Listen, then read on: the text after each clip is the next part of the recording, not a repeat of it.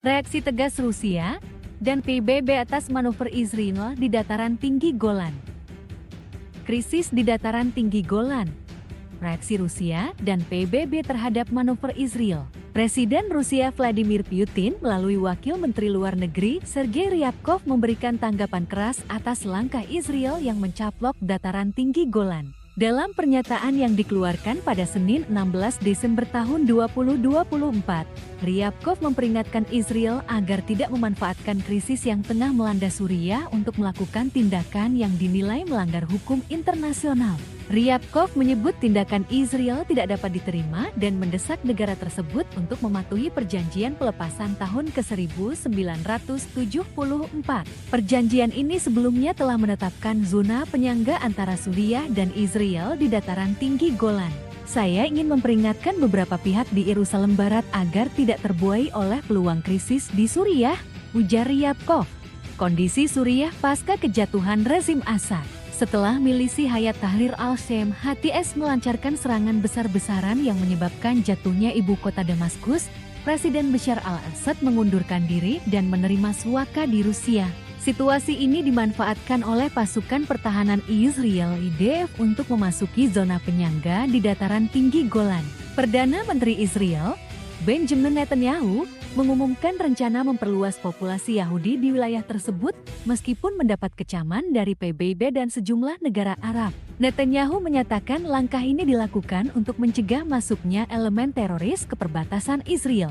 Namun, Menteri Pertahanan Israel, Israel Katz, mengklaim bahwa tindakan ini bertujuan menciptakan area keamanan baru yang bebas dari senjata strategis dan infrastruktur teroris.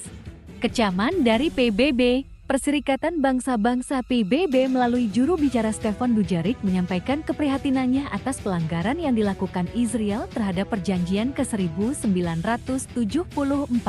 PBB melaporkan bahwa kehadiran tentara Israel di zona pemisahan berdampak signifikan pada kemampuan operasional pasukan penjaga perdamaian UNDOF (United Nations Disengagement Observer Force). Kehadiran tentara Israel di zona ini telah menghambat operasi logistik dan keamanan UNDOF yang hanya mampu menjalankan 3 hingga 5 tugas penting per hari, ujar Dujarric. UNDOF juga mencatat adanya pengerahan pasukan IDF di beberapa lokasi strategis, termasuk Gunung Hermon, serta pemasangan bendera Israel di area pemisahan.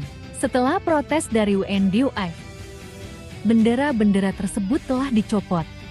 Pelanggaran kedaulatan dan respons internasional. Israel telah meningkatkan serangan udara di Suriah, menargetkan lokasi militer dan infrastruktur strategis setelah jatuhnya rezim Assad. Langkah ini dipandang sebagai pelanggaran kedaulatan Suriah.